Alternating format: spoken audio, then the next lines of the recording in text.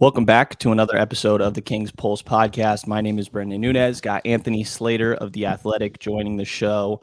I am out of town a little bit in San Jose visiting some family, so apologies for if there's a little bit of background noise here. But Slater, again, joining the show. What's up, man? How you doing? What's up? How are you? I am doing well. Appreciate you hopping on. You know, we got our first Golden State Sacramento matchup, albeit preseason. I think we got 5 more before the end of November. What's like the day period? Like 5 and how many days are we talking? Probably like 27 days or something like that. It's a lot. It's a lot, right? We got 3 more probably in like 2 weeks, 3 weeks or something. But the true one that matters is the in-season tournament one, whichever day that is. One of the Tuesdays and Fridays that they play. You're an in-season tournament guy, huh? The league is really pushing it, right? I will say this. I would like the Kings or the Warriors to win their pod because then I get to go to this Final Four in Vegas. I do want to see that, right? That's the only part I'm interested in. That's got to be a decent like incentive for the players, right? Like I know there's a little bit of money, but I'd imagine that the trip to Vegas is pulling people a little bit. That might be more interesting to like staffers, beat writers, media than the players. Because you can go to Vegas, but like you have a pretty big game tomorrow. I don't know, is it big? You know, do you get to Vegas and then it's like you party in Vegas and then you send your second unit out there to start and you don't care? The league would not like that. I'll tell you that. Yeah, that's fair enough. That's fair enough. The last game that we were both at, Sacramento decided to start Chris Duarte, which, you know, Mike Brown said a couple days prior that, you know, he'd be shocked if he changed the starting lineup. I think this was just something to let Duarte get a little bit of reps with Domantas Sabonis. Maybe you're testing who do you want first off the bench that can run with these guys. Maybe you're testing closing lineups. But a lot is being made of Duarte starting. And it really stood out to me post-game in the locker room talking to Kevin Huerter. He didn't seem the most excited about having came off the bench, which I think is understandable. But to throw it at you vaguely, what do you think of the addition of Duarte, what he can bring to Sacramento? And do you read into him starting at all? Yeah, I thought it was a little bit of a message. I don't think, and I mean, you've been around and followed it, but I don't think Mike Brown's that happy with what's going on defensively and what he wants, what his standards are, you know, turning into in year 2, right? He wants a leap. He wants 24 to become 14th in the league, something like that. And, you know, maybe the personnel doesn't allow that, but I just don't think he's been that pleased with effort, buy-in on the defensive end, particularly point of attack, right?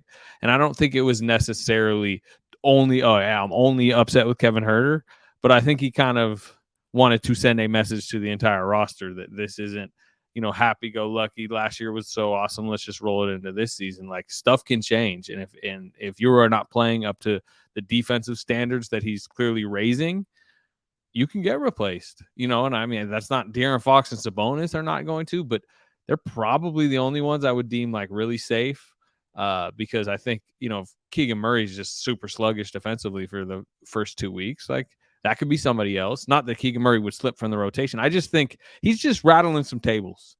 And I think part of that was, you know, putting Duarte in there because, right, Duarte like played well in the Anaheim game. He was I saw the media availability where Mike Brown's basically like mimicking like Duarte getting over screens and like chesting up somebody on a post up. And it's small stuff, but he is, I think, trying to show the entire roster, if you do this stuff, you will be rewarded. If you don't do this stuff, you'll be penalized.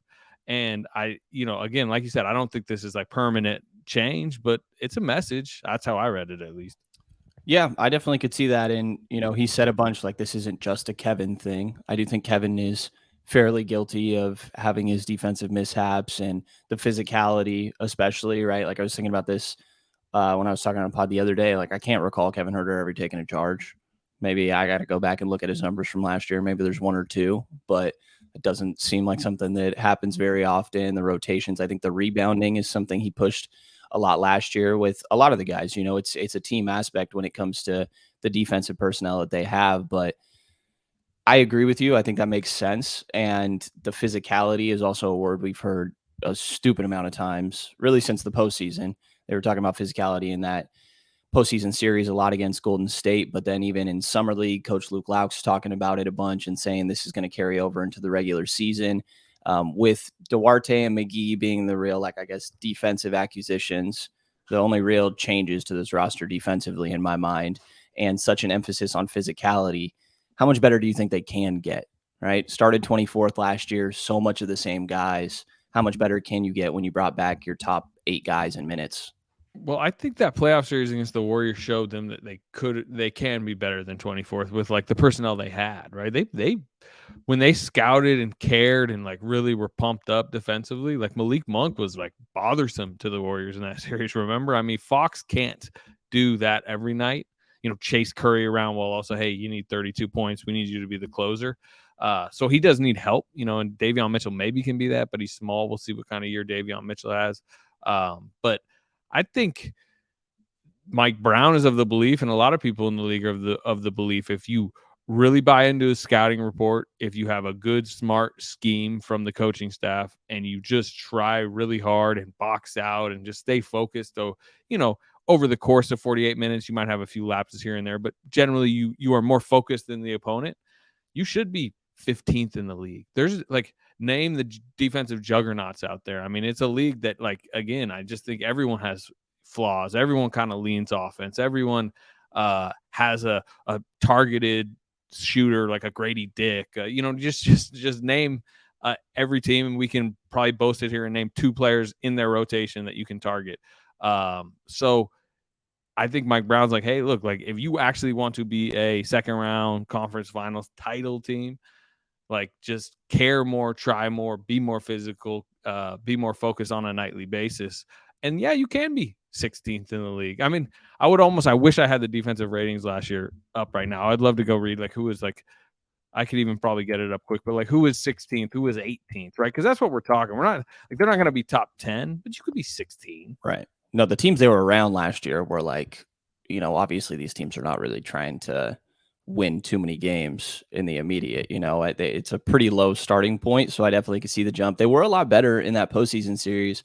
I guess my question is like, can you keep up that level of physicality throughout the course of the entire regular season? And like the physicality probably affected them on offense a little bit, right? You get some tired legs, shots aren't starting to go down. I know Huerter talked about like wanting to get in a little bit better shape in the offseason because of that. Not that he was in bad shape, but just increasing from already a decent starting point. Like, I don't know. I wonder if you can do that physicality consistently for 70 something games in a year, and does that leak over into your offense at all? Yeah, I mean, that's the big question, right? Because he's on this push right now, Mike Brown is, that you can't really take your offense much higher, right?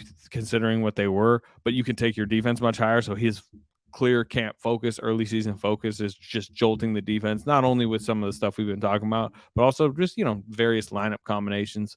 But you could accidentally erode your offense downward. There's a whole lot of room under where they were.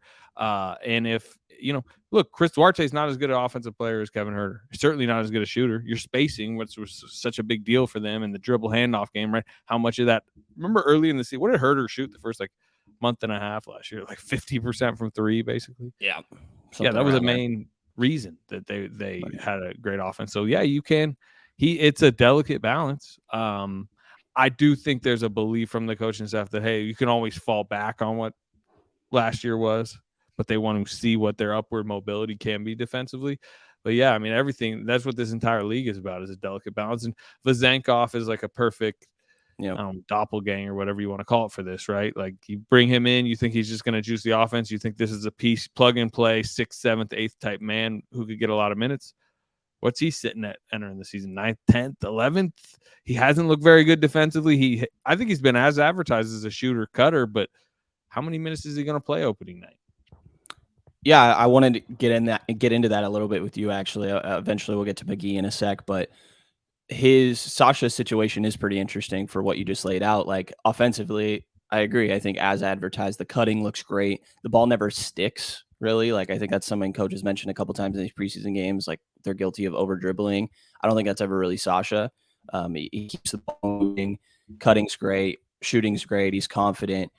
There's little stuff of like, I think 2 of his 3 or 4 turnovers last game. One was, he didn't put the ball on the floor soon enough and traveled when he stepped out of bounds at 3-point line. So just little stuff that I imagine will get cleaned up. But on a different team, it might be a lot easier to figure out where he fits in a rotation. And with a team that's really, really pushing to get better defensively, like he's looked pretty slow-footed on the perimeter. And there's times where he's kind of out there as the 3-4 with Trey Lyles and another big, and maybe they'll play with that a little bit. But even like guarding Taurean Prince in that Lakers game, there were some moments where I was like, I don't know about this. He's given up middle, which I'm sure he'll get used to, something that Coach Brown does not want, one of their staples. But what have you seen from him defensively early on? Like, do you think that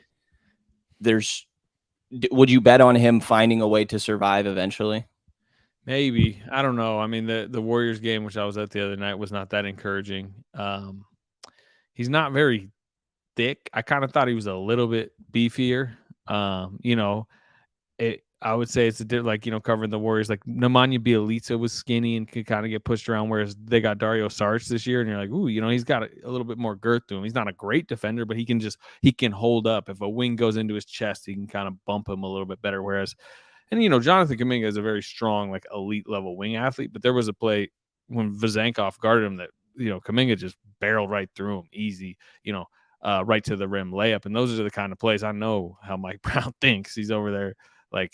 To Vezenkov's defense, like, he's got to get used to it. When people talk about, he's 27, he doesn't have he won't have a, I guess, transition phase because he's already, an older EuroLeague MVP. It's like, but like, there's not, Jonathan Kuminga has a flawed game, but there weren't many Jonathan Kuminga athletes coming downhill in the EuroLeague at Sasha Vezenkov. You got to get used to that type of just wing score with that downhill mindset and jumping ability, power.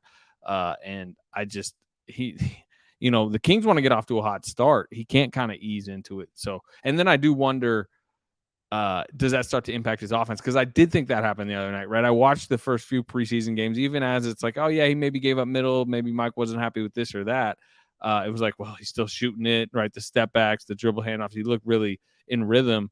I thought against the Warriors, maybe he's in his head a little bit. He's thinking too much defensively. Oh, I don't want to give up middle. I don't want to make this mistake, this or that. He looked kind of out of sync offensively. You mentioned the travel, some of the turnovers. That he had that weird shot on the wing that kind of like rattled a bank.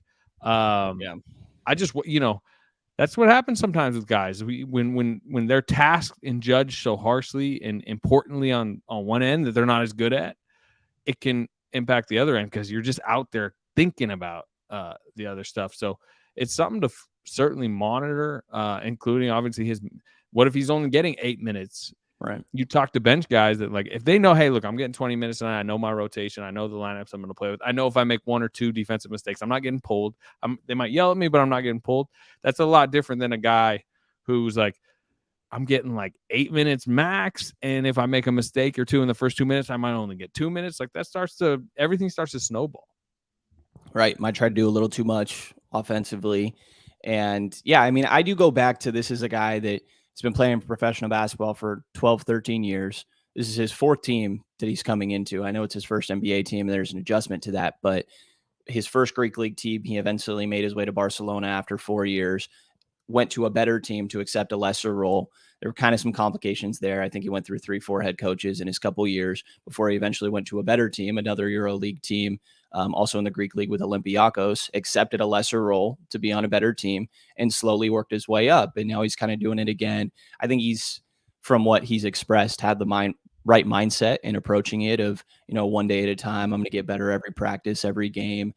So I think as long as he's okay with it being a process, that it makes sense. And I don't think there's an aspect of like, oh, we spent so much time and resources trying to recruit this guy, he has to be the part of the rotation. Like, I think if Mike thinks that he can't keep up defensively, then he's fine with him being not part of the rotation. Like if he doesn't think he can, then he won't be, right? Yeah.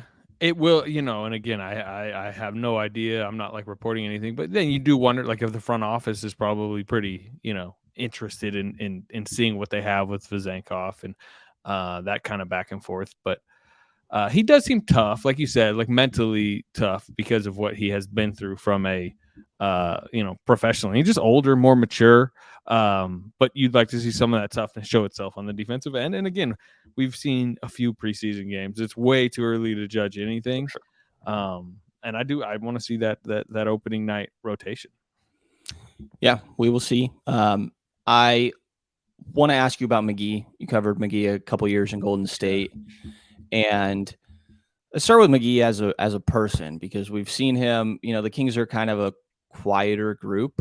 It seems they don't really have all too many vocal guys. Like Fox is a guy that leads by example. Dome also say things here and there. Malik is kind of almost seems to be like the spirit of the team sometimes last year, but seeing McGee come in and he's already saying things to close out huddles. He's obviously a very vocal guy. What have your impressions been from, the times you've gotten to interact with McGee and how you've seen some of his teammates react to him being as vocal as he is? The Warriors got him when his career seemed over, really like in his early 30s. He just kind of flamed out in Dallas. He had some shin like stress fractures, if I remember correctly, but also he just like, it's funny because the Kings got him after he flamed out in Dallas too. But the first time he flamed out in Dallas with a Rick Carlisle issue, which would have been at this point like 2. Yes, 8 years ago. They got him on a non-guarantee camp deal where it was like I can't even remember who he was battling for a roster spot, like Daniel House or something like that, way back in the day. And the Warrior veterans, and this was the first Kevin Durant season, so there was like a ton of scrutiny, probably the most scrutinized team, at least of like this like kind of modern era. They kind of wrapped their arms around him. They felt they needed a lob threat. He came in shape. Andre Iguodala was a huge backer because Andre had played with him in Denver.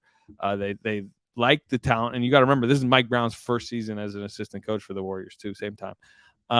And I remember he was just known as a guy who was flaming out of the league, probably wasn't even going to make a roster, and also he was the Shaqtin' a Fool MVP. He was like 2-time Shaqtin' a Fool. Like Shaq would just roast him on the weekly.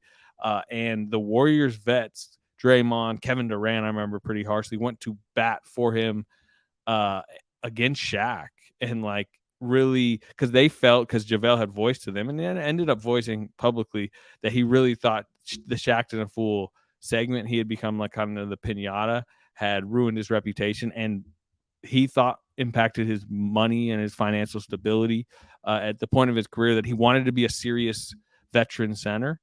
And they fought back against that to try to change that reputation against Shaq. And then at the same time, like he really did kind of straighten up, and he turned into like a burst starting center at times for them. He started some big games for them, playoff games. I think over 2 years he caught like 240 lobs or something like that. I mean, because you can just imagine the space he had in that lineup.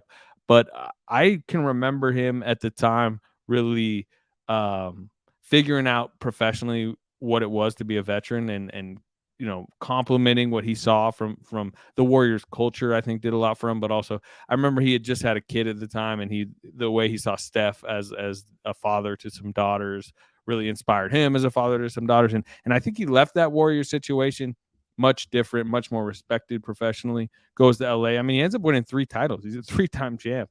And I just think he, over the last handful of years, he has become kind of, a respected veteran voice that is willing to, even in the Phoenix situation, I've heard that he was, willing to speak up, once he didn't like some stuff in the locker room.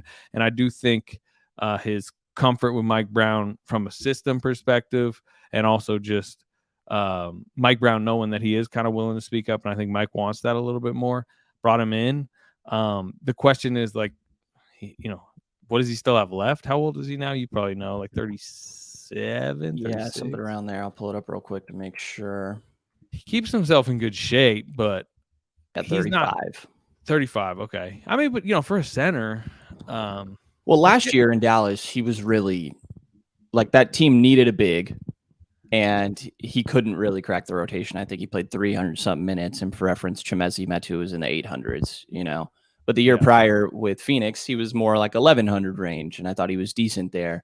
And it's not just Mike Brown, right? Like it's Luke Laux a little bit too, that he's familiar with. Luke Laux also spent that year with him in Phoenix last year, so a little bit of familiarity there. But I do kind of look at Rashawn Holmes, and it's ironic they swap places. Like, I don't think Rashawn Holmes was just a bad basketball player, and that's why he couldn't play last year. I think it wasn't exactly friendly to the scheme, wasn't exactly friendly to his play style.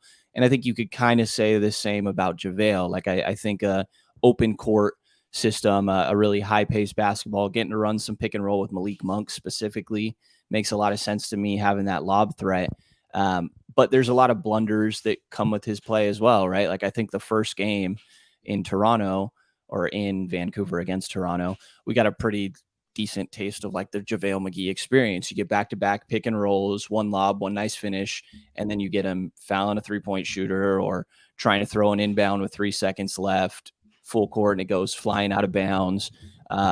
What do you think of relying on JaVale to be a backup big at this point in his career? And do you even think that's going to be the case on most nights?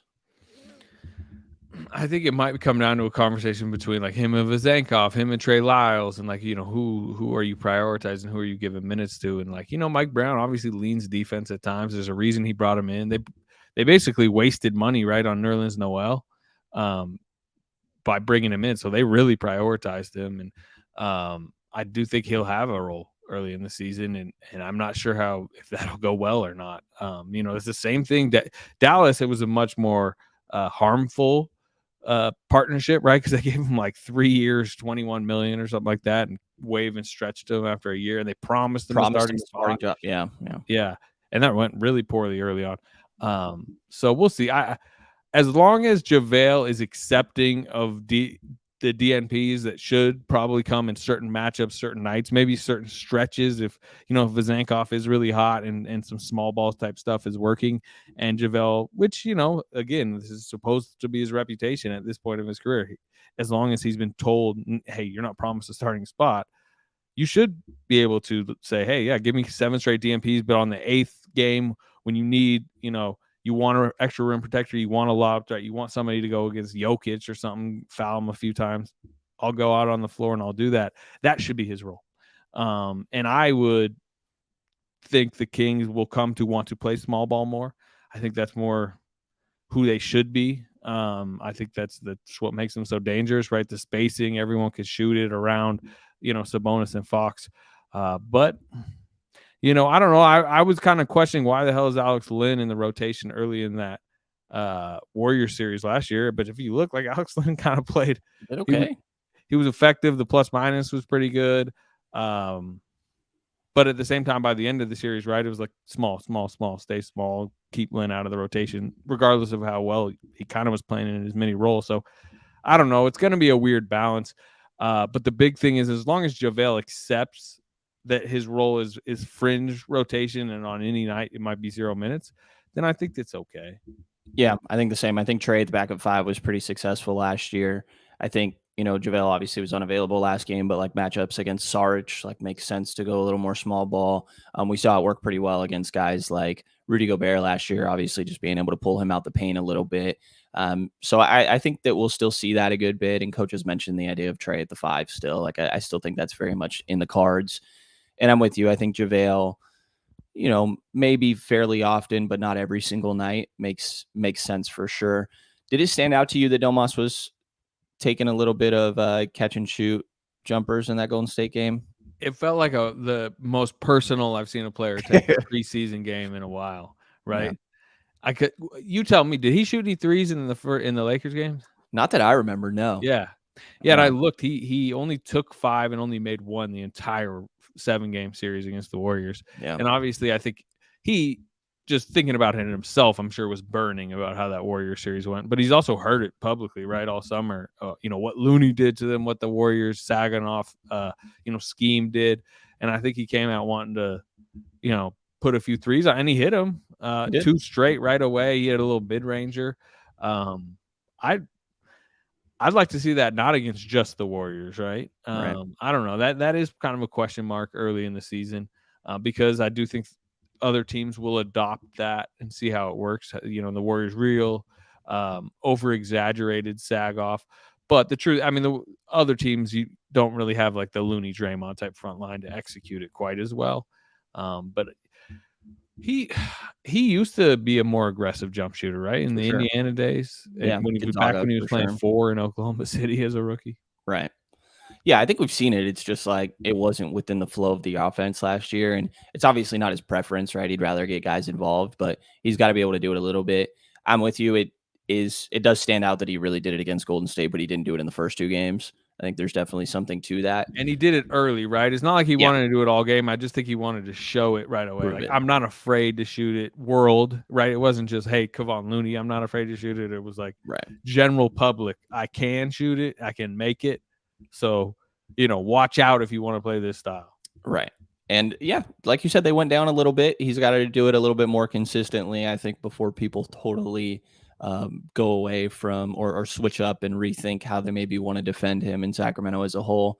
I want to move a little to Golden State and kind of byproduct of that, like the Western landscape as a whole. But, throw it to you pretty vague. Early impressions of some of the changes that Golden State has made, specifically, obviously, Chris Paul, how he could fit alongside Steph and some of these other guys. Yeah, when they made the pool for Paul swap, I didn't really like the value play of it, right? You had a younger player who I still think is very good. I think Jordan Poole is going to have a high-level scoring season for a bad Wizards team this year, him and Kuzma. And you had 4 years of a 23-year-old ascending guard. Obviously, last season went a little haywire. But and you for that, you got a 39-year-old who's a couple years away from retirement, hasn't really stayed healthy, and you really only have one guaranteed season of him. But the reasons for it were financial freedom because of this tax apron. That was a big thing because they can get off his contract next year and probably play Klay Thompson. So it was kind of prioritizing Klay over Poole. Number one. Two, they had to kind of fix the chemistry, which we don't need to get too deep into, but obviously, bringing Draymond back, they felt, it seemed, that getting Poole out of the locker room might solve some stuff. And then I will say, having been around it, like, they are glowing about Chris Paul and the way he's playing, the way he's acting professionally, the leadership that he's bringing, the seriousness to the situation. And their styles that maybe don't seem like they mesh, right? Chris Paul's a slow it down, pick and roll guy. The Warriors are basically the opposite of that historically. But Chris Paul's really trying to adopt into the Warrior style. I mean, part of him professionally being very serious and intentional is, after the first practice, he's out there for an hour working on like Steph Curry, like hitting handbacks. And we've seen it in the first 2 preseason games. If he gets the rebound, he's pushing. If Steph gets the rebound, he's running the wing. He's just really, really smart. And you knew that. I mean, everyone knows that, but you can just tell the way they talk about him. But, I'm talking off the record, just off to the side. Like, they're like, man, it's good to have this brain in our building. And we'll see if he stays healthy.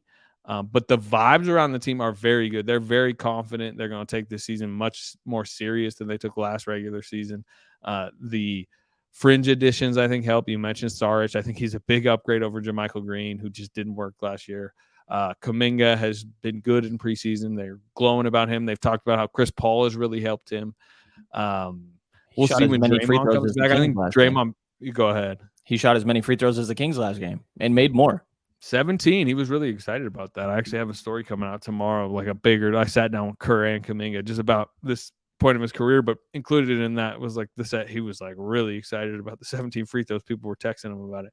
But they need that. They are a really small, short, old, unathletic team. They're incredibly skilled and smart, right? They want to win on skill and smarts, but short, unathletic, old. And Kuminga is young, extremely athletic, and puts pressure on the rim. He led him in paint points last year. I think because he didn't really play much in the playoffs, people forget like he actually had a pretty good regular season.